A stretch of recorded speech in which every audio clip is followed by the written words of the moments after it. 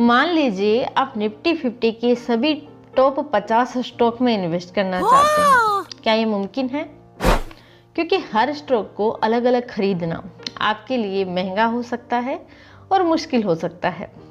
ऐसे में आप निफ्टी 50 ETFs खरीद सकते हैं। आज हम बात करने वाले हैं ETF के बारे में, जो कि इन दिनों काफ़ी चर्चा में है। क्या आप भी सोच रहे हैं कि ETF में निवेश कैसे करें? अगर आप भी सोच रहे हैं कि ETF क्या है और इन्वेस्टमेंट करना क्यों फ़ायदेमंद है, इसको कैसे खरीदें, तो ये वीडियो आपके लिए है।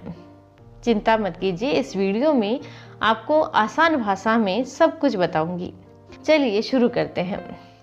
लेटेस्ट अपडेट के लिए हमारे चैनल को सब्सक्राइब करें और बेल आइकन पर क्लिक करें। सबसे पहले जानते हैं कि ETF आखिर क्या है। मान लीजिए आप निफ्टी 50 की सभी टॉप 50 स्टॉक्स में निवेश करना चाहते हैं, लेकिन हर स्टॉक को अलग अलग खरीदना आपके लिए काफ़ी महंगा और मुश्किल हो सकता है। ऐसे में निफ्टी 50 ETF खरीद सकते हैं, जो इन सभी स्टॉक्स का प्रतिनिधित्व करता है। ETF का मतलब होता है एक्सचेंज ट्रेडेड फंड। ये एक ऐसा इंस्ट्रूमेंट टूल है जो स्टॉक मार्केट में ट्रेड होता है, ठीक वैसे ही जैसे कोई स्टॉक। लेकिन इसमें फ़र्क यह है कि ETF जो है वो एक ही बार में कई स्टॉक्स, बॉन्ड्स और अदर एसेट्स में इन्वेस्ट करने का मौका देता है।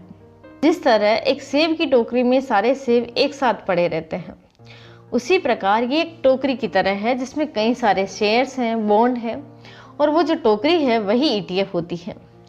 ये टोकरी किसी एक ऐसे इंडेक्स को ट्रैक करती है, जैसे कि निफ्टी 50 या सेंसेक्स या अन्य कोई सेक्टरल इंडेक्स भी हो सकती है। इसका मतलब यह है कि निफ्टी 50 अगर बढ़ता है तो इसको ट्रैक करने वाला ETF भी बढ़ेगा। अब सवाल उठता है कि ETF में इन्वेस्ट क्यों करें, इसका फायदा क्या है? तो इसका सबसे फर्स्ट फायदा है डाइवर्सिफिकेशन। एक ETF में कई सारे शेयर होते हैं, जिसको खरीदने पर आपका जो पोर्टफोलियो है वो डाइवर्सिफाई हो जाता है। नेक्स्ट जो इसका प्रॉफिट है वो है आपका लो कॉस्ट। ETF की मैनेजमेंट फीस जो है वो म्यूचुअल फंड के मुकाबले काफ़ी कम होती है। थर्ड प्रॉफिट आता है आपका लिक्विडिटी। ETFs को आप किसी भी समय स्टॉक एक्सचेंज पर खरीद या बेच सकते हैं, जैसे कि किसी शेयर को बेचते और खरीदते हैं।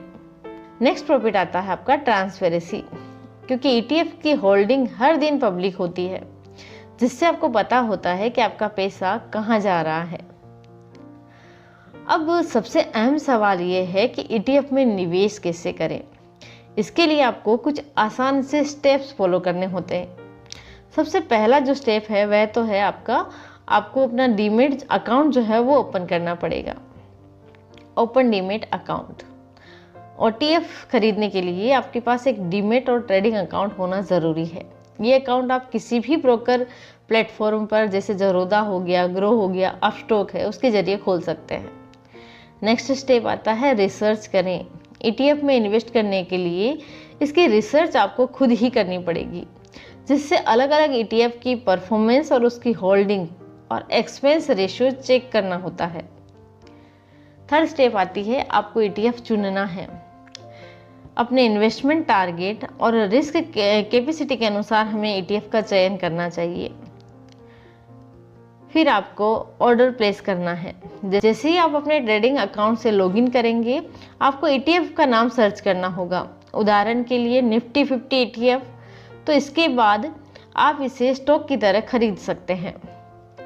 फिर फिफ्थ स्टेप आएगा आपका लॉन्ग टर्म होल्डिंग, क्योंकि ETF में निवेश का असली फायदा तभी मिलता है जब आप इसे लंबे समय तक होल्डिंग करेंगे। लास्ट स्टेप आता है इन्वेस्टमेंट रिव्यू। रेगुलर अपने इन्वेस्टमेंट का रिव्यू करें और ज़रूरत पड़ने पर पोर्टफोलियो को रीबैलेंस करें। ETF में इन्वेस्ट करते समय कुछ बातें हमें ध्यान में रखनी है। सबसे पहली चीज़ लॉन्ग टर्म निवेश, क्योंकि ETF में लंबे समय के लिए इन्वेस्टमेंट करने से अच्छे रिटर्न्स मिल सकते हैं। नेक्स्ट है SIP का उपयोग करें। सिस्टमेटिक इन्वेस्टिंग प्लान के माध्यम से इन्वेस्ट करने से मार्केट के उतार चढ़ाव का जो असर है वो कम पड़ता है। फिर अब बात आती है अंडरस्टैंड यूअर रिस्क, क्योंकि ETF में इन्वेस्टमेंट में भी रिस्क तो होता ही है। मार्केट में उतार चढ़ाव के कारण आपके इन्वेस्टमेंट वैल्यू भी कम हो सकती है, इसलिए मार्केट में इन्वेस्ट करने से पहले मार्केट रिस्क को अच्छे से समझ लें। फिर आता है डाइवर्सिफाई, क्योंकि मार्केट में रिस्क को कम करने के लिए अपने पोर्टफोलियो को डाइवर्सिफाई करना ज़रूरी है। मार्केट के उतार चढ़ाव से घबराकर, लालच में आकर या डर कर अपनी इन्वेस्टिंग जर्नी को बंद नहीं करना चाहिए।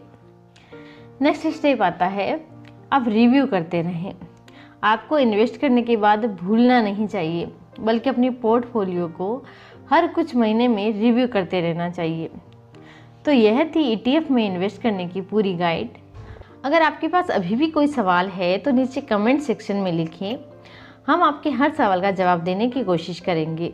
अगर ये वीडियो आपको इन्फॉर्मेटिव लगा है तो अपने दोस्तों और परिवार के साथ ज़रूर शेयर करें और चैनल को सब्सक्राइब करना ना भूलें, क्योंकि हम आपके लिए ऐसी ही उपयोगी जानकारी लेकर आते रहते हैं।